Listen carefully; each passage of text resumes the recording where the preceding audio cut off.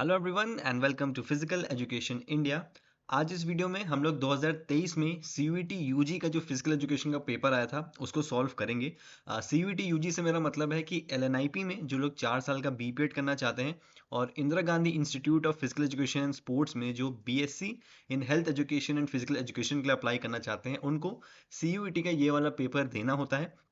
तो सबसे पहले इस पेपर में कितने क्वेश्चंस आते हैं और कितने आपको अटेम्प्ट करने होते हैं पहले वो मैं आपको समझाऊंगा। स्टार्ट करने से पहले मैं आपको बता दूं कि साल 2024 के भी जो सीयूईटी यूजी के बैच हैं यानी कि एलएनआईपी के जो 4 साल वाला कोर्स है उसका जो एग्ज़ाम है और आईजीआई में जो बीएससी का जो कोर्स है उसमें अगर आप एनरोल करना चाहते हैं तो क्लासेस हमारी बहुत जल्दी स्टार्ट हो रही हैं।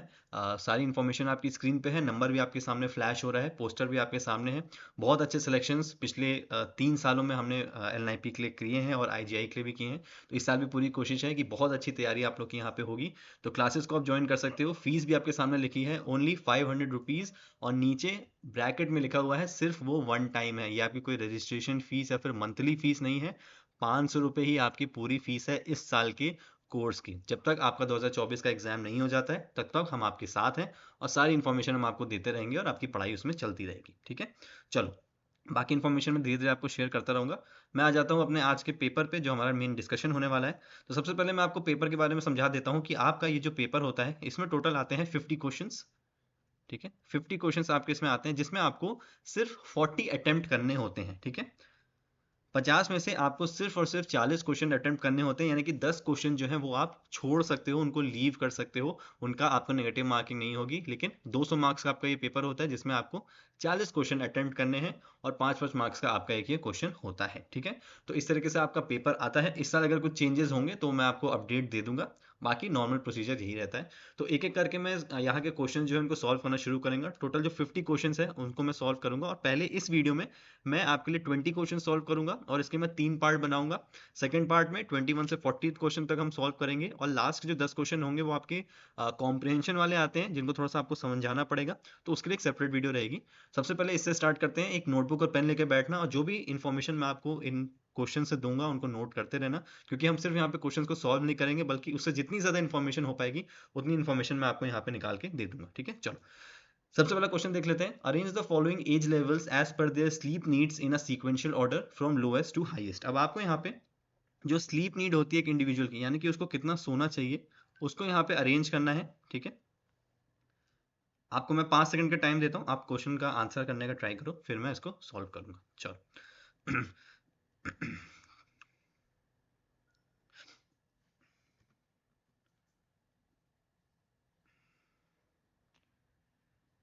ठीक है, हमको यहाँ पे क्वेश्चन को इस तरीके से सॉल्व करना है। आपको बोला गया है लोएस्ट टू हाईएस्ट, यानी कि किसको सबसे कम नींद की जरूरत है और उसके बाद जाते जाते हमको देखना है कि सबसे ज्यादा नींद की किसको जरूरत है। तो आपको पता है 18+ जो लोग होते हैं बहुत ज्यादा एक्टिव हो चुके होते हैं, इनको इतनी ज्यादा नींद की जरूरत नहीं होती है। तो हम डी को सबसे पहले रखेंगे कि इनको सबसे कम नींद चाहिए। हम अगर ऑप्शंस में देखेंगे तो आप देख सकते हो डी सिर्फ एक ही ऑप्शन में है, तो इसका मतलब हमारा सही आंसर यही वाला हो जाएगा। ज्यादा हमको इसमें कंफ्यूज होने की जरूरत नहीं है। फिर देख लो आगे सी दिया हुआ है, बिल्कुल 12 से 18 साल, उसके बाद 3 to 5 years और फिर न्यू बॉर्न टू 2 मंथ्स, यानी कि जो बच्चे पैदा हुए हैं उससे 2 महीने तक उनको सबसे ज्यादा नींद की जरूरत होती है। तो ये आपका पहले से ही सीक्वेंस में लगा हुआ है 1 2 3 4, यानी कि जैसे जैसे एज कम होती जा रही है उनको नींद की जो आवश्यकता है वो ज्यादा है। ठीक है, चलो नेक्स्ट क्वेश्चन पे आ जाता हूँ। अगला क्वेश्चन आपसे पूछ रहा है stable and unique characteristics of an individual across different situation and varied period of time can be stated as. अब एक ही इंसान के अंदर अलग अलग कैरेक्टरिस्टिक्स होते हैं, वो अलग अलग तरीके से बर्ताव करता है, तो उस चीज को हम यहाँ पे क्या बोलते हैं? एग्रेशन, पर्सनैलिटी, मोटिवेशन या फिर सोशल कोहेशन। ठीक है, चलो इसका आंसर आपको इजी, बहुत इजी क्वेश्चन है। इसका आंसर हो जाएगा हमारा पर्सनैलिटी। पर्सनैलिटी क्या होती है? जो हम लोगों के सामने जो दिखाते हैं, हमारी अलग अलग पर्सनैलिटी हो सकती है। कोई बहुत चुप रहने वाला होता है, कोई बहुत ज़्यादा बोलने वाला होता है। आपके स्कूल में भी ऐसे दोस्त होंगे। एक आपका फ्रेंड होगा जो लोगों के बीच में बहुत ज़्यादा घुलता मिलता होगा, कहीं भी डांस करने को बोल दो, कुछ भी करने को बोल दो, वो एक्टिव है। एक रहता होगा जो बहुत चुपचाप रहता होगा। कुछ मोटे जो काफ़ी ज़्यादा वेटेड होते होंगे, कोई बहुत पतले से होते होंगे। तो ये सब क्या अलग अलग पर्सनैलिटीज़ होती हैं और हम लोग अपने सिलेबस में पर्सनैलिटीज़ के बारे में भी पढ़ेंगे। ठीक है, बहुत सारी पर्सनैलिटीज़ हैं। टाइप ए हमको पढ़नी है, बी पढ़नी है, सी एंड डी पढ़नी है। हमको शेल्डन की पर्सनालिटीज़ पढ़नी होंगी। ठीक है, इनके अलावा भी और भी हैं। सिलेबस में जितनी होगी हम उसको पढ़ेंगे, तो इसका सही आंसर हो जाएगा पर्सनालिटी। एग्रेशन की अगर मैं बात करूं तो एग्रेशन बेसिकली हमारे 3 तरीके के होते हैं। ठीक है, तीन तरह के हमारे यहाँ पे एग्रेशन हो जाएंगे। सबसे पहला होगा हमारा इम्पल्सिव। सबसे पहला हमारा है इम्पल्सिव। सेकंड हमारा होगा इंस्ट्रूमेंटल। अभी मैं आपको इनके बारे में बता देता हूँ क्योंकि अभी आ गया है तो इम्पोर्टेंट है आपके एग्जाम के पॉइंट ऑफ व्यू से। और थर्ड हमारा होता है असर्टिव। ठीक है, इनके और भी अलग अलग भी नाम है, इनको हम क्लासेस में डिटेल में पढ़ेंगे। इम्पल्सिव देखो, एग्रेशन, एग्रेशन सबसे पहले आपको समझना है क्या होता है। एक गुस्से का भाव जो होता है, ठीक है, जब आदमी हम कब बोलते हैं कि कोई एग्रेसिव हो गया बहुत ज्यादा, जब वो थोड़े से गुस्से में होता है। ठीक है, तो इम्पल्सिव एग्रेशन देखो कौन सा होता है, मैं यहाँ पे वन लिख देता हूँ। वन का मतलब यहाँ पे इम्पल्सिव हो गया। इम्पल्सिव क्या हो सकता है, जब कोई आदमी, अगर हम स्पोर्ट्स का एग्जांपल ले लें, तो वो जानबूझ के आपको चोट पहुंचाना चाहता है। ठीक है, एक गेम चल रहा है, दो लोग उसमें हैं एक जो है वो दूसरे को जानबूझ के चोट पहुंचाना चाहता है, तो उसको हम क्या कहते हैं, इम्पल्सिव। ठीक है, सेकंड अगर मैं बात करूं तो वो है इंस्ट्रूमेंटल। इंस्ट्रूमेंटल में क्या होता है कि एक इंडिविजुअल एग्रेशन तो दिखाता है, लेकिन उसका जो मोटिव होता है ना, वो चोट पहुंचाना नहीं होता है। ठीक है, वो वहां पे किसी दूसरे को चोट नहीं पहुंचाना चाहता। इसका एग्जाम्पल क्या लिख सकते हैं हम, जूडो लिख सकते हैं, या फिर रेसलिंग भी हम लिख सकते हैं। इसमें क्या होता है, ऑब्वियस सी बात है, आपको लड़ाई करनी है, दूसरे को आपको हराना है, तो थोड़े बहुत आपको अपने मूव्स दिखाने होंगे, और उन मूव्स में एग्रेशन होता है, लेकिन उनका मोटिव ये नहीं होता कि वो दूसरे को चोट पहुंचाए। ठीक है, और थर्ड जो आपका होता है वो होता है आपका असर्टिव, यानी कि इसमें आप क्या करते हो, आपका फिजिकल कांटेक्ट नहीं है, लेकिन आप कुछ ऐसी चीजें बोलते हो, या फिर खुद को आप एनर्जाइज करने के लिए कुछ चीजें खुद को बोलते हो। आपका कोच है, वो आपको बाहर से चिल्ला रहे हैं, सपोर्ट कर रहे हैं, तो ये भी एक तरह का एग्रेशन होता है, लेकिन इसमें आप दूसरे को हार्म नहीं पहुंचाना चाहते हो। इसमें सबसे बड़ा जो एग्जाम्पल मैं लिख सकता हूँ वो है विराट कोहली। आपने विराट कोहली को देखा होगा, वो फील्ड पे कितने ज्यादा एनर्जेटिक रहते हैं, चिल्लाते हैं, टीम को बूस्ट अप करते हैं, खुद को बूस्ट अप करते हैं, लेकिन उनका मोटिव किसी को हार्म पहुंचाना नहीं होता है। तो ये हो गया इसका एग्जाम्पल। ठीक है, तो ये हो गया एग्रेशन। मोटिवेशन दो तरह के होते हैं, इंट्रिंसिक और एक्सट्रिंसिक। इंट्रिंसिक वो मोटिवेशन जो आपके अंदर से आता है, जब आप कहते हो कि हाँ मैं ये करना चाहता हूँ, मुझे कंप्लीट करना है कैसे भी। और एक्सट्रिंसिक होता है जब आप बाहरी चीजों को देख के मोटिवेट होते हो, कोई अवार्ड है, कोई कैश मनी है, या पनिशमेंट आपको अगर मिल सकती है अगर आप अच्छा नहीं करोगे, तो ये क्या होता है, ये हमारा एक्सट्रिंसिक मोटिवेशन होता है। और सोशल कोहेजन की बात करूं तो सोशल कोहेजन बेसिकली एक ग्रुप में होता है जहां पे लोग एक दूसरे को जान पहचान करने की कोशिश करते हैं, तो उस टर्म को हम लोग सोशल कोहेजन बोलते हैं। बाकी इनके बारे में डिटेल में हम क्लासेस में पढ़ेंगे। ज्वाइन कैसे करना है मैंने आपको बता दिया है, नंबर पर आप व्हाट्सएप करके ज्वाइन हो सकते हो। चलो थर्ड क्वेश्चन देख लेते हैं। Dash is a method of training that involves multiple stations in which certain exercises of various kinds are performed with or without apparatus। अब ये आपसे क्वेश्चन पूछा गया है कि एक्सरसाइज का मेथड वो कौन सा है जिसमें अलग अलग स्टेशंस बनाए जाते हैं, जहां पे एपरेटस यानी कि इक्विपमेंट्स हो भी सकते हैं या फिर नहीं भी हो सकते हैं। चलो होपफुली इसका आंसर बहुत लोग को पता होगा। अ, इसका जो सही आंसर है वो है सर्किट ट्रेनिंग। अब सर्किट ट्रेनिंग मैं आपको बता देता हूँ, जैसे कि इसमें स्टेशंस के बारे में है, तो हम इसमें 6 से 10 या 6 से 12 स्टेशंस ले सकते हैं। कैसे हुआ, अगर मैंने यहाँ पे स्टेशंस बनाए 1 2 3 4 5 6 और 7 बनाए। पहले वाले पे मैंने बोला कि यहाँ पे 7 बच्चे हमारे पास हैं, ठीक है, वो सातों बच्चे एक साथ एक्सरसाइज परफॉर्म करेंगे। पहले स्टेशन पे आपको क्या करना है, आपको सिटअप्स करने हैं। ठीक है, सेकंड स्टेशन पे मैंने आपसे बोला कि आपको पुलअप्स करने हैं। थर्ड पे मैंने आपको बोला कि आपको चलो स्क्वाट्स करने हैं। फोर्थ पे मैंने आपको बोला कि आपको स्किपिंग करनी है। फिफ्थ पे मैंने आपको बोला कि on the spot on spot jogging करनी है। ठीक है, सिक्स पे मैंने आपको बोला कि आप क्या कर सकते हो, और पुशअप्स कर सकते हो। ठीक है, आपको पुशअप्स करनी है। और लास्ट वाले पे मैंने आपको बोला कि आपको कोई भी एक एक्सरसाइज ले लो, प्लैंक्स करने हैं। ठीक है, अब ये हमारी बन गई एक पूरी सर्किट ट्रेनिंग, यानी कि एक बच्चा यहाँ 1 से स्टार्ट करेगा, 15 सेकंड, 20 सेकंड, 30 सेकंड, जितना आप उसको टाइम दोगे, 30 सेकंड तक उसने सिटअप्स करे। आपने बोला चेंज, वो रनिंग करते करते या फिर जॉग करते करते गया नंबर 2 पे, यहाँ पे उसने पुलअप्स किया 30 सेकंड्स के लिए, फिर वो गया स्क्वाट्स पे, फिर वो गया स्किपिंग पे। ऐसे करते करते जब वो एक पूरी साइकिल कंप्लीट कर लेगा, तो इसको हम कहते हैं सर्किट ट्रेनिंग। तो यही हमारा क्वेश्चन हमसे पूछ रहा था कि वो कौन सी एक्सरसाइज होते हैं जिसमें मल्टीपल स्टेशन हम बनाते हैं, और बच्चों को यहाँ पे या फिर जो एथलीट्स होते हैं उनको एक्सरसाइज करना होता है। ठीक है, तो सर्किट सर्किट ट्रेनिंग की अगर मैं आपको थोड़ी सी चीज़ें और बता दूं, तो जीटी एडम्सन जो थे, इन्होंने इसको बनाया था। ये सारी चीज़ें डिटेल में अभी हमको बुक में पढ़नी है, पर भी फिर भी मैं आपको यहाँ पे बता दे रहा हूँ। और फार्टलेट ट्रेनिंग क्या होती है मैं बता दूं, इसको हम लोग स्पीड प्ले के नाम से भी बोलते हैं। और जैसे कि आप नाम से समझ सकते हो, बेसिकली इसमें रनिंग होती है, एक एथलीट रनिंग करता है और अलग अलग स्पीड के वेरिएशन पे वो करता है, और ये पहले से ही सेट नहीं होती है कि आपको 500 मीटर धीरे दौड़ना है या 200 मीटर तेज दौड़ना है। वो सिंपली दौड़ता रहता है और अलग अलग कंडीशन के हिसाब से वो अपनी स्पीड को चेंज करता है। हो सकता है दौड़ते दौड़ते कहीं पानी आ गया तो वो धीरे दौड़ने लगा, उसको पहाड़ पे चढ़ना है तो वो और धीरे दौड़ने लगा, उसको देखा कि कहीं स्लोप आया है, रोड नीचे की तरफ या ग्राउंड नीचे की तरफ है, तो वो तेज भागने लगा। तो ये इस तरह की फार्टलेट ट्रेनिंग होती है, और इसको किसने बनाया था? गोस्टा होमर ने। ठीक है, ये कुछ इंपॉर्टेंट चीजें हैं, आप मैं उम्मीद करूंगा कि आप इसको नोट कर रहे होगे, क्योंकि इनसे आपके सीधे सीधे क्वेश्चंस बन जाते हैं। ठीक है, चलो फोर्थ क्वेश्चन जो है ये बहुत ही बेसिक सा एक क्वेश्चन है, ये आपकी नॉलेज पे डिपेंड करेगा। इसमें पूछा गया है ये जो पर्सनालिटीज हैं, चार पर्सनालिटीज हैं, इनमें से कौन से ये कोटेशंस हैं जो इन्होंने कोट किए हैं। ठीक है, तो ये तो आपको तब समझ में आएगा जब आप पढ़ाई करोगे बुक्स क्लासेस में, जब आप अच्छे से पढ़ोगे। फिर भी मैं आपको बता देता हूँ, इसमें से एक बहुत फेमस है एरिस्टोटल का, जो ठीक इसके सामने लिखा है, man is a social animal. और स्वामी विवेकानंद का बहुत फेमस था, India needs more of football fields and not temples. तो ये बहुत जानी मानी बातें हैं जो इन लोगों ने बहुत पहले ही बोल दी थी, आपने जनरली भी सुनी होंगी। तो अगर हम देखें कि बी का 2 से कहाँ मैच हो रहा है, तो बी का 2 से देखो एक ही जगह मैच हो रहा है। तो अगर आपको सिर्फ एक भी पता है ना, तो भी आप देखो इस क्वेश्चन को इजीली सॉल्व कर सकते हो, क्योंकि सीयूटी यूजी का पेपर इतना ज़्यादा टफ नहीं बनाया जाता है। अगर आप एक बार सारी चीज़ों को पढ़ लोगे, समझ लोगे, तो आपके लिए पेपर बहुत ज़्यादा इजी हो जाएगा। अगर मैं इसको बाकी एग्जाम से कंपेयर करूं, जैसे कि सीयूटी पीजी का है या फिर और जो हायर लेवल के एग्जाम्स होते हैं, उसमें बहुत ज़्यादा कंफ्यूजिंग पेपर बनाया जाता है, पर यहाँ पे बहुत सिंपली सीधे सीधे पूछा गया है। अगर आपने पढ़ा है तो आप इसका आंसर दे सकते हो। ठीक है, बाकी क्लासेस में सारी चीज़ें हम पूरी करेंगे, सारे टॉपिक्स हम पूरी अच्छी तरीके से पढ़ेंगे, ताकि ये सारे क्वेश्चंस बहुत ईजिली सॉल्व हो जाए। चलो, नेक्स्ट क्वेश्चन है, J J Perrine introduced isokinetic method of exercise in the year. किस साल में जे जे पैराइन ने आइसोकाइनेटिक एक्सरसाइज को इंट्रोड्यूस किया था? अब देखो, अभी हो सकता हो बहुत लोगों को ये जो टर्म्स आ रहे हैं, आइसोकाइनेटिक मेथड आ गया, ऊपर बहुत सारे टर्म्स ऐसे आ गए कि आपने कभी सुने नहीं थे। मोटिवेशन का मैंने टाइप्स बता दिए, एग्रेशन के बता दिए।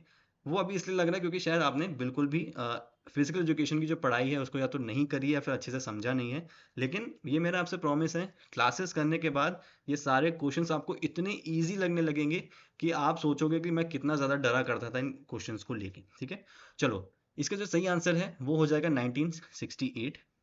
ठीक है, 1968 इसका सही आंसर हो जाएगा। अब मैं आपको ये जो मेथड्स लिखे हैं आइसोकाइनेटिक, इनके बारे में बता देता हूँ। सबसे पहले हमारी आती है आइसोमेट्रिक।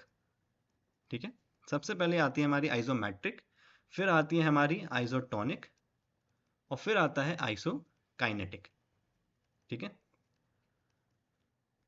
आइसोमेट्रिक, आइसोटोनिक और आइसोकाइनेटिक, ये तीन तरह के मेथड हमको पढ़ने हैं। आइसोमेट्रिक में क्या होता है, आइसो और मेट्रिक का मतलब ही होता है, आइसो का मतलब होता है सेम, और मेट्रिक का मतलब होता है लेंथ। यानी कि ऐसी एक्सरसाइजेस, ऐसे मेथड से की हुई एक्सरसाइजेस जिसमें आपकी जो मसल्स की साइज होती है वो पूरे टाइम सेम रहती है। ठीक है, उनमें कोई मूवमेंट देखने को नहीं मिलता है। इसके एग्जाम्पल्स क्या हो सकते हैं? प्लैंक, आपने प्लैंक करते हुए देखा है, आप एक स्टेबल पोजीशन पर रुके रहते हो, और क्या होता है उससे कि आपकी मसल्स में कोई भी जो साइज का इंक्रीज या डिक्रीज, कुछ भी इंक्रीमेंट या डिक्रीमेंट नहीं होता है। हो गया प्लैंक। और हम हैंड स्टैंड जब करते हैं, उसमें भी हमारी बॉडी एकदम स्टिल रहती है और हम किसी तरह का मूवमेंट नहीं करते हैं। तो वो एक्सरसाइजेस जिसमें आपकी मसल्स का जो साइज है वो बिल्कुल भी चेंज नहीं होता है, उनको हम कहते हैं आइसोमेट्रिक। आइसोटोनिक ठीक इसका उल्टा, जहाँ पे हमारी मसल का जो साइज होता है वो चेंज होता है। बहुत सारी एक्सरसाइजेस हैं, क्या हो सकते हैं? पुलअप्स आप ले लो। ठीक है, आप डंबल प्रेस करते होगे, बाइसेप कर्ल्स करते हो, वो ले लो। तो क्या हो गया, ये एग्जाम्पल हो गए उन एक्सरसाइजेस के जहाँ पे आपकी मसल का जो साइज है वो लंबा या छोटा हो रहा है, चेंजेस हो रहे हैं। और आइसोकाइनेटिक, जैसा कि क्वेश्चन में दिया था, आइसोकाइनेटिक बेसिकली अब जो एडवांस मशीन्स आप देखते हो, आपकी बटरफ्लाई मशीन होती है, आपकी लेग प्रेस की मशीन्स होती हैं, वो क्या होती हैं? वो एक सिस्टमैटिक पाथ पे ही चलती हैं। आइसोटोनिक आइसोमेट्रिक में क्या है कि आप डंबल को ले रहे हो, आप डंबल को ऐसे भी कर सकते हो, ऐसे भी कर सकते हो। लेकिन ये जो मशीन्स हैं ये एक फिक्स पाथ पे चलती हैं, आपका जो मूवमेंट होगा वो फिक्स होगा। पैर आपके ऊपर जाएंगे, उसी मोमेंट उसी मोशन में वापस आएंगे, फिर उसी मोशन में फिर ऊपर जाएंगे। तो ये जो एक्सरसाइजेज होती हैं ये हमारी होती हैं आइसोकाइनेटिक। ठीक है, तो इसको मैं अपडेटेड मशीन्स लिख देता हूँ, इससे आप समझ जाओगे कि जो आजकल की जो नई मशीन्स आ रही हैं जो कि काफ़ी महंगी होती हैं, उनमें ये सारी चीज़ें जो है वो यूज़ की जाती हैं। ठीक है, चलो नेक्स्ट में आ जाता हूँ। अच्छा, एक चीज़ मैं और बता दूं, जैसे कि आपका आइसोकाइनेटिक आपने देख लिया कि जे जे पेरिन ने किया था। आइसोटोनिक जो थी ये आपका हेटिंगर और मुलर, ये दो लोग थे जिन्होंने इसको बनाया था। ठीक है, हेटिंगर और मुलर। और ऐसे ही आपकी जो आइसोमेट्रिक थी, इसको बनाया था डी लॉर्म ने। ठीक है, ये कुछ टर्म्स हैं जो आपसे कभी भी एग्जाम में पूछे जा सकते हैं। चलो नेक्स्ट क्वेश्चन पे आ जाते हैं। चलो अभी मैंने आपको बताया और सेम क्वेश्चन आ चुका है। In which of the following methods of developing strength the length of the muscle and the angle of joint do not change. अभी मैंने आपको बताया कौन सी होती है जिसमें एंगल आपका चेंज नहीं होता है, वो होती है आइसोमेट्रिक, जिसका एग्जाम्पल था प्लैंक या फिर आपका हैंड स्टैंड। इसमें क्या होती है, नहीं होती है। तो आइसोमेट्रिक हमारा यहाँ पे सही आंसर हो जाएगा। ठीक है, चलो यहाँ पे भी देखो ऑप्शन 4 लगा हुआ है। जिस बच्चे का मैं पेपर दिखा रहा हूँ उन्होंने भी सही आंसर लगाया था। चलो अब इस क्वेश्चन को समझते हैं। The physical education teacher wants to assess the explosive leg strength of class 12th students, which test will be appropriate for assessing the fitness component। अब यहाँ पे किस चीज की बात करी है, एक्सप्लोसिव लेग स्ट्रेंथ की यहाँ पे बात करी गई है। ठीक है, तो सबसे पहले मैं आपको स्ट्रेंथ की बात कर लेता हूँ कि स्ट्रेंथ कितने तरीकों की होती है। तो स्ट्रेंथ बेसिकली 3 तरीकों की होती है जो हमको अभी पढ़ना भी है। सबसे पहले होती है हमारी मैक्सिमम स्ट्रेंथ, सेकेंड होती है हमारी एक्सप्लोसिव स्ट्रेंथ, थर्ड होती है हमारी स्ट्रेंथ एंड्योरेंस। मैं आपको ब्रीफ में समझा देता हूँ क्या होती है। मैक्सिमम स्ट्रेंथ में हम ये देखते हैं कि एक बार में कितना ज़्यादा वेट उठाया जा सकता है। वेट लिफ्टिंग जैसे इवेंट्स या पावर लिफ्टिंग जैसे जो इवेंट्स होते हैं उसमें एथलीट क्या करता है, एक बार में जितना ज़्यादा वेट उठा सकता है उतना वेट उठा के अपना स्कोर को परफॉर्म करता है। एक्सप्लोसिव स्ट्रेंथ क्या होती है कि एक पर्टिकुलर टाइम के लिए आप कितना ज़्यादा स्ट्रेंथ को, सबसे अपनी हाईएस्ट स्ट्रेंथ को लगा पा रहे हो। जैसे कि 100 मीटर की रनिंग होगी, उसमें देखते हो एक एथलीट कितना स्ट्रेंथ लगाता है, जिसमें आपका स्पीड भी इन्वॉल्व हो जाती है। तो एक्सप्लोसिव स्ट्रेंथ उसका पार्ट हो जाता है। और स्पीड एंड्योरेंस यानी कि थकान के टाइम जब आपके अंदर एंड्योरेंस है, जब आप थक रहे हो उस कंडीशन में, फटीग की कंडीशन में बेसिकली आप जितना थक रहे हो उस कंडीशन में आप कितना ज़्यादा स्ट्रेंथ लगा रहे हो, तो वो आपका स्ट्रेंथ एंड्योरेंस के अंदर आ जाता है। ठीक है, चलो स्ट्रेंथ एंड्योरेंस का अगर मैं आपको एग्जांपल दे दूं तो जैसे रेसलिंग हो गया। इसमें क्या होता है बेसिकली, एक एथलीट थक भी रहा है क्योंकि रेसलिंग लंबे टाइम तक, लंबे पीरियड्स तक चल रही है, और उसमें वो स्ट्रेंथ भी अपनी लगाया जा रहा है। तो स्ट्रेंथ एंड्योरेंस इसका एग्जांपल हो गया। अब अगर हम पर्टिकुलरली देख लें तो शटल रन टेस्ट ये होता है एजिलिटी के लिए। ठीक है, कि कितनी जल्दी आप अपनी पोजिशंस को चेंज कर सकते हो। पार्शियल कर्ल अप आपकी दूसरी चीज हो गई। ठीक है, ये आपका एब्डोमेन से रिलेटेड हो गया। अब बचे दो, 50 मीटर स्टैंडिंग स्टार्ट और स्टैंडिंग ब्रॉड जंप। मैंने आपको बताया कि 100 मीटर भी एक्सप्लोसिव होती है और स्टैंडिंग ब्रॉड जंप भी एक्सप्लोसिव हो गई, लेकिन आप क्वेश्चन देखोगे तो यहाँ पे लिखा है लेग स्ट्रेंथ की बात हुई है स्पेसिफिकली। तो लेग स्ट्रेंथ हम किसमें देख सकते हैं, स्टैंडिंग ब्रॉड जंप के अंदर। ठीक है, क्योंकि हम अपने लेग से जितनी पावर हो सकता है उतना ज्यादा एक्सप्लोसिव पावर लगा के जंप करते हैं। तो हमारा लेग स्ट्रेंथ को कौन दिखा रहा है, स्टैंडिंग ब्रॉड जंप। ठीक है, तो कुछ इस तरह के कॉन्सेप्चुअल क्वेश्चंस होंगे, बिल्कुल भी आपको टेंशन लेने की जरूरत नहीं है। नेक्स्ट क्वेश्चन है हमारा टेस्ट एंड मेजरमेंट से। अब ये जो 4 टेस्ट आपको इसमें बताना है कि कौन सा टेस्ट किस चीज को आपको डिटरमाइन करता है या कौन सी क्या चीज आपको शो करता है। अब ये जो 4 टेस्ट हैं ये आपके हैं रिकली एंड जोन्स। इसके बारे में हमको डिटेल में पढ़ना है। Rikli and Jones senior citizen test. ठीक है, बेसिकली इसमें टोटल 6 टेस्ट होते हैं जिसमें से 4 आपके दिए हुए हैं। एक आपका होता है आर्म कर्ल अप। ठीक है, आर्म कर्ल अप। और एक आपका होता है 6 minute walk run, 6 minute walk run. ठीक है, तो टोटल ये 6 टेस्ट होते हैं। अब हम देख लेते हैं कि हमको इसको सॉल्व कैसे करना है। तो फिर से देखो बहुत सिंपल तरीके से दिया हुआ है A1 A2 A3 A4। अगर आपको इनमें से एक के बारे में भी पता होगा ना तो आप इसका आंसर बहुत इजीली दे सकते हो। अब अगर मैं देख लेता हूँ, to determine upper body flexibility. Upper body flexibility की देखो कहाँ पे बात हो रही है, तो बैक स्क्रैच टेस्ट। जब आप इस टेस्ट को पढ़ोगे तो बहुत इजीली आप इसका आंसर दे सकते हो। तो अगर मैं डी को 3 से लगा लूँ, बैक स्क्रैच टेस्ट में बेसिकली क्या होता है, आपका एक हाथ यहाँ से पीछे जाता है और एक हाथ आपका नीचे से यहाँ पीछे जाता है और आप पीछे टच करने की कोशिश करते हो। तो ये हमारा अपर बॉडी की फ्लेक्सिबिलिटी दिखाता है। तो A3 अगर हम देख लें तो A3 देखो यहाँ पे लगा हुआ है। तो 2 ही हमारा ठीक आंसर हो जाएगा क्योंकि बाकी जगह A1 A2 और A4 दिया हुआ है। ठीक है, बाकी इसी तरीके से आप सारी चीज़ें मैच कर सकते हो, तो बहुत इजीली आपका ये मैच हो जाएगा। ठीक है, फिजिकल मोबिलिटी हो गया और इसका तो सामने सामने लिखा हुआ है। ठीक है, चलो नेक्स्ट देख लेते हैं। Arrange the steps of designing a sports apparel in sequential order starting from imagination to ask. अब आपको एक ऑर्डर में इसको प्लेस करना है। एक स्पोर्ट्स अपीयरल, जब अगर आपको एक कपड़ा डिजाइन करें तो आप इसको कैसे करेंगे, तो बहुत सिंपल सा ये है, आपको बस ध्यान से इसको देखना है और आप समझ जाओगे। सबसे पहले क्या करोगे, आप किसी चीज को प्लान करोगे। ठीक है, आप किसी चीज़ को प्लान करते हो, तो हम सबसे पहले देख लें कि बी कहाँ पे है। तो 1 और 2 में है, तो हमारा 3 और 4 ऑप्शन तो कट ही गया, बचा हमारा 2 ऑप्शन। अब नेक्स्ट हम देखते हैं क्या है, क्रिएट, टेस्ट और इम्प्रूव। तो बिल्कुल बिल्कुल सही बात है, जब हमने किसी चीज़ को प्लान किया, अब हम उसको क्रिएट करेंगे, तो हो गया 2। फिर हम उसको टेस्ट करेंगे, और लास्ट में टेस्ट करने के बाद जो उसमें कमियां होंगी हम उसको यहाँ पे इम्प्रूव कर लेंगे, है ना। तो क्या हो गया, B C D A. B C D A, देखो आपको सेकंड वाला ऑप्शन दिया हुआ है, तो ये आपका सही ऑप्शन हो गया। तो कुछ ऐसे सिंपल से भी क्वेश्चन है, आपको सिर्फ कॉन्सेप्ट को यूज करना है और आप बहुत इजीली इसको आंसर लगा पाओगे। अब ये जो आपका क्वेश्चन है पर्सनालिटी का, ये आपका है बिग 5 थ्योरी करके आपकी एक पर्सनालिटी है, उसके बारे में हमको यहाँ बात करनी है, या फिर जिसको हम ओशियन थ्योरी भी बोलते हैं। ठीक है, तो इसको हम ज़्यादा डिटेल में नहीं समझेंगे वरना बहुत टाइम लग जाएगा, मैं आपको इनसे ऑप्शन से समझा देता हूँ। एक्स्ट्रावर्जन बेसिकली जो हम एक्सट्रोवर्ट्स लोगों को बोलते हैं, जो बहुत ज़्यादा घुलना मिलना पसंद करते हैं, बहुत ज़्यादा बोलते हैं, कहीं भी डांस करने लगते हैं। तो ऑप्शन में अगर हम देखें, तो हमारा जो थर्ड ऑप्शन आप देखो, एक्टिव, ऑप्टिमिस्टिक एंड सोशलेबल, जो सोशलाइज हो जाते हैं बहुत जल्दी, तो ये हमारे हो गए एक्स्ट्रावर्जन या फिर एक्सट्रोवर्ट जिनको हम बोल सकते हैं। A3 हम देख सकते हैं, देखो A3 दो जगह दिया है, बाकी यहाँ पे नहीं है, तो हम इसको काट देते हैं, ये ऑप्शन तो हमारे होने ही नहीं वाले हैं। फिर हम देख लेते हैं आगे, एग्रीएबलनेस देख लेते हैं। तो एग्रीएबलनेस वो लोग होते हैं जो बहुत ही ज़्यादा फ्रेंडली होते हैं, बहुत ज़्यादा कोऑपरेटिव होते हैं। न्यूरोटिसिज्म जो होते हैं, ये वो लोग होते हैं जो बहुत नर्वस बहुत जल्दी होते हैं, या फिर बहुत इनसिक्योर फील करते हैं, जैसा कि ऑप्शंस में लिखा हुआ है। और कंसाइजनेस वो लोग होते हैं जिनके ऊपर आप रिस्पॉन्सिबिलिटी दे सकते हो, या फिर जो रिस्पॉन्सिबल होते हैं किसी भी चीज़ को लेके, या फिर बहुत ही ध्यान से चीज़ों को करते हैं। तो अगर मैं इसको ऐड कर दूं, तो एग्रीएबलनेस का हो गया 4, न्यूरोटिज्म का हो गया 2, और कंसाइजनेस का हो गया 1। ठीक है, तो आपका ऑप्शन देख सकते हैं हम, ए का 3, बी का 4, बी का 4 यहाँ पे दिया हुआ है, तो ये आपका सही हो जाएगा, ये आपका गलत है। ठीक है, एक जैसे इसमें बचा, तो एक जो आपका है वो है आपका ओपननेस। ठीक है, ओपननेस के बारे में अगर मैं आपको बताऊं, तो ओपननेस बेसिकली वो लोग होते हैं जो बहुत ज़्यादा थॉटफुल होते हैं, यानी कि जो आइडिया लेना पसंद करते हैं, जो उनके दिमाग में बहुत सारे आइडियाज आते हैं। ठीक है, तो देखो आपका कैसे ओशन थ्योरी कैसे कहलाती है, ओपननेस का ओ हो गया, सी से कंसाइटिवनेस हो गया, ई से एक्स्ट्रावर्जन, ए से एग्रीएबलनेस, और एन से न्यूरोटिसिज्म। तो इसीलिए आपकी ये ओशन थ्योरी कहलाती है, जिसको हम डिटेल में अच्छे से एक बार क्लास में पढ़ेंगे। अब यहाँ पे आपका ये हेल्थ से रिलेटेड क्वेश्चन है कि जो माल न्यूट्रिशन की वजह से इनमें से कौन सी बीमारी नहीं होती है। ठीक है, तो स्कर्वी मैं आपको बता दूं, ये आपकी विटामिन सी की कमी की वजह से होती है। नाइट ब्लाइंडनेस ये आपकी विटामिन ए की वजह से होती है।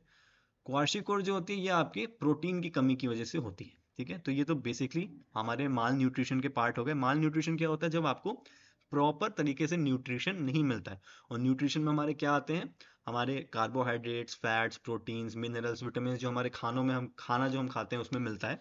तो ये सब हमारा होता है न्यूट्रिशन। और माल न्यूट्रिशन क्या हो जाता है, जहाँ जब हमको ये सारी चीज़ें सही मात्रा में नहीं मिलती हैं। और जब ये नहीं मिलती हैं तो हमको क्या, स्कर्वी हो सकता है, नाइट ब्लाइंडनेस हो सकती है, और क्वार्शिकोर हो सकता है। लेकिन डेंगू हमको कैसे होता है, डेंगू होने का रीज़न हमारा बिल्कुल अलग है। ठीक है, तो इसका जो सही आंसर है वो हो जाएगा हमारा 3 वाला। ठीक है, चलो नेक्स्ट क्वेश्चन देख लेते हैं। चलो फिर से, अभी बहुत सिंपल सा क्वेश्चन है, 5 सेकंड आपको मैं देता हूँ। अभी हमने इस ऐसे क्वेश्चंस को सॉल्व किया है, मैंने अभी आपको ये बताया है, स्टैंडिंग ब्रॉड जंप के बारे में मैंने अभी आपको ऊपर बताया, तो आप इसको फटाफट आंसर करो।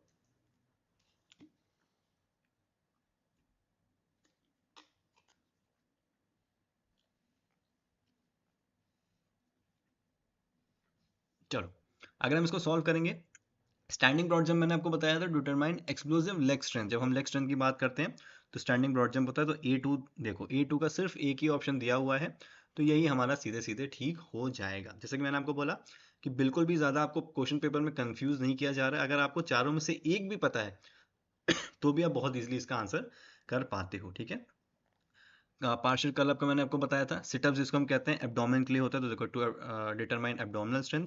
600 मीटर वॉक है, ये हमारा एंड्योरेंस हो सकता है, यानी कि हमारा स्टैमिना के बारे में हो सकता है। ठीक है, और 50 मीटर स्टैंडिंग स्टार्ट हमारा एक्सप्लोसिव लेग स्ट्रेंथ, देखो ये भी देख रहा है, sorry explosive, sorry to determine running speed and acceleration, ये हमारा देख रहा है। ठीक है, चलो नेक्स्ट क्वेश्चन पे आ जाते हैं फटाफट।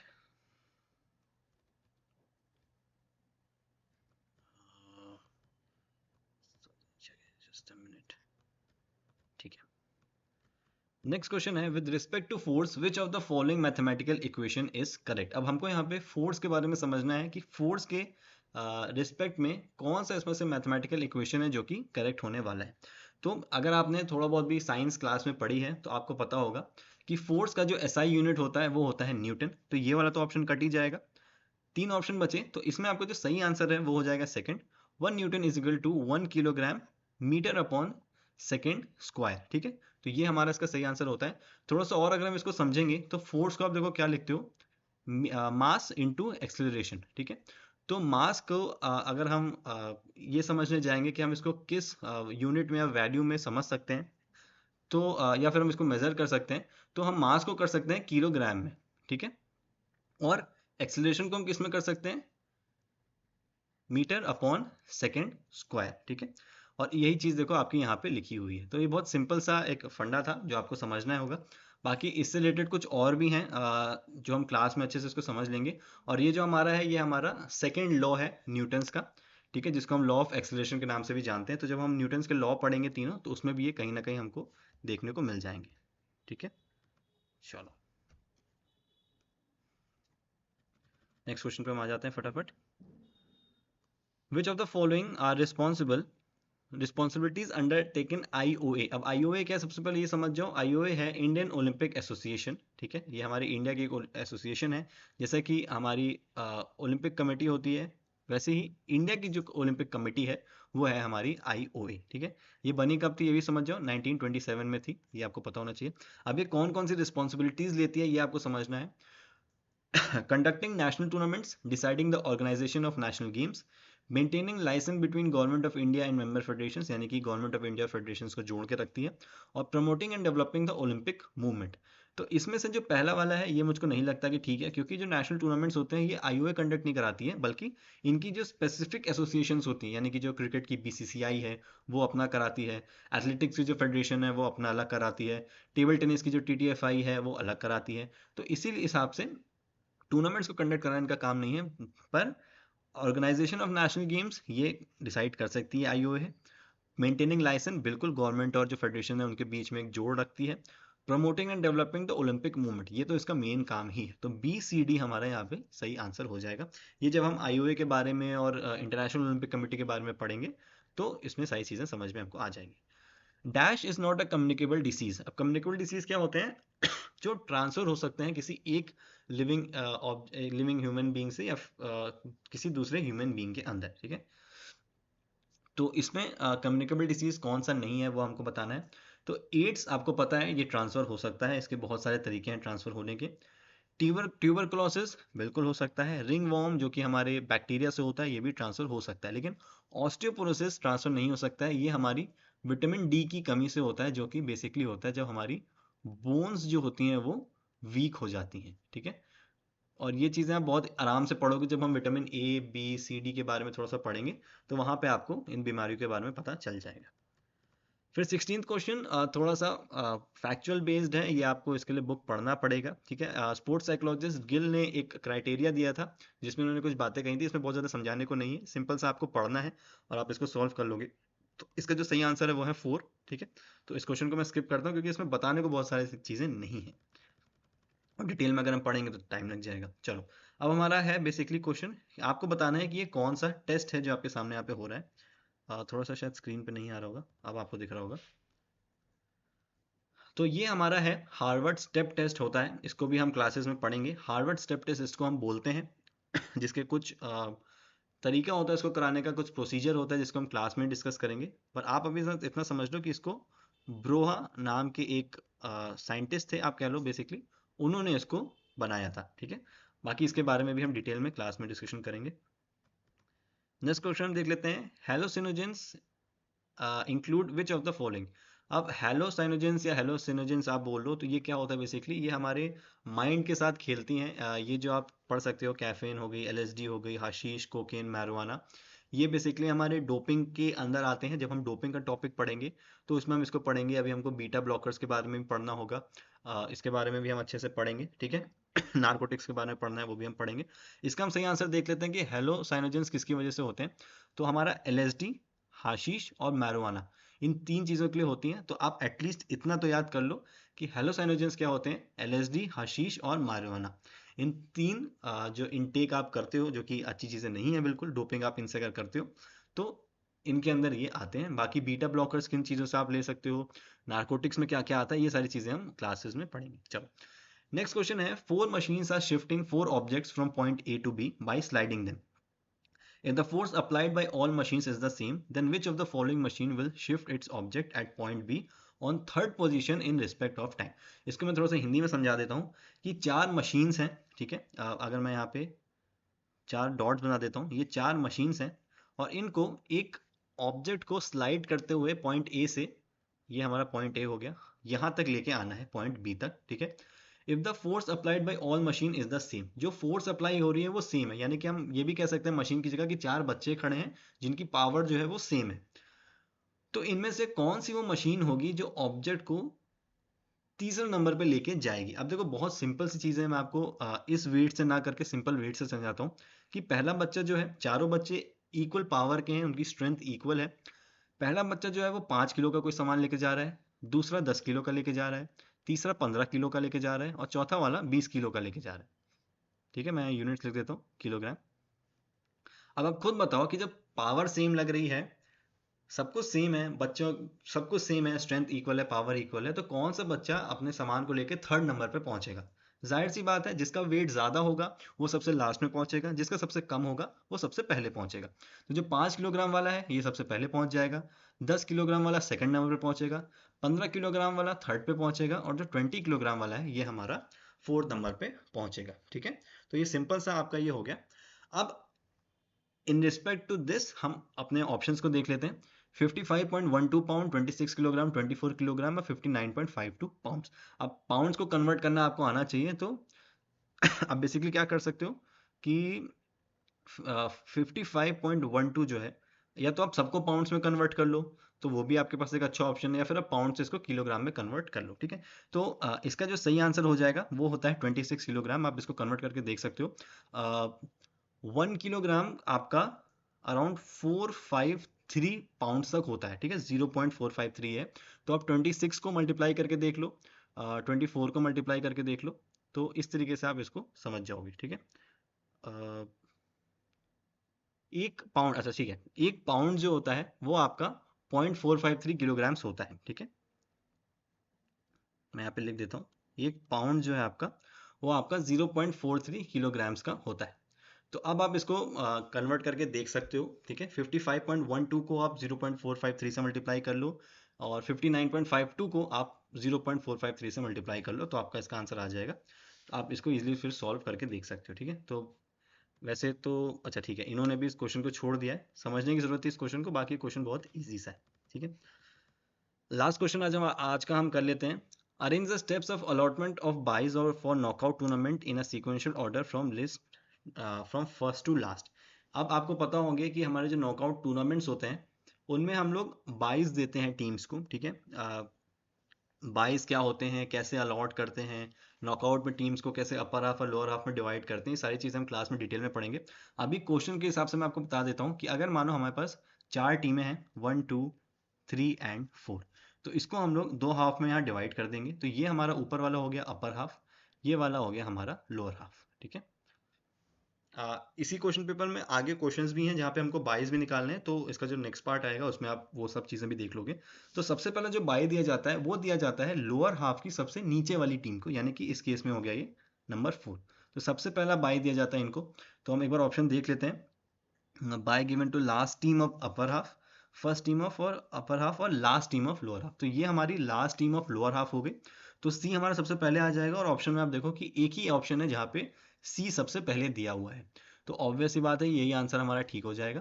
फिर भी एक बार हम सीक्वेंस को देख लेते हैं। सबसे पहले टीम हमारी यहाँ पे आ गई, फिर बी है हमारा bye given to the first team of upper half, यानी कि जो फर्स्ट टीम है अपर हाफ की, इसको हम दूसरा बाय देंगे। तीसरा बाय दिया जाता है डी, यानी कि bye given to the first team of lower half, ये हमारी हो गई first team of lower half, जिसको हम थर्ड बाय देंगे। और लास्ट बाय हमारा जाता है last team of upper half. ठीक है, ये last team of upper half हमारा हो गया। तो कुछ इस तरीके से आपको क्वेश्चंस को सॉल्व करना है। अगर आपने कॉन्सेप्ट को समझा होगा तो बहुत इजीली आपके क्वेश्चन सॉल्व हो जाएंगे। इसीलिए टाइम अभी आपके पास है, एग्जाम्स हमारे पास काफ़ी टाइम है। जनरली मई तक एग्जाम्स होते हैं, इस साल के डेट्स का अंदाज़ा नहीं है, फिर भी आप जितनी जल्दी क्लासेस को ज्वाइन करोगे उतना ज़्यादा ही आपके लिए हेल्पफुल होगा। सो फर्स्ट वीडियो में हम 20 क्वेश्चंस को ही रखेंगे। इसके बाद जो नेक्स्ट वीडियो होगा उसमें हम बाकी बचे हुए जो क्वेश्चन हैं उनको सॉल्व करेंगे। So thank you so much for watching this video everyone. Stay safe and take care.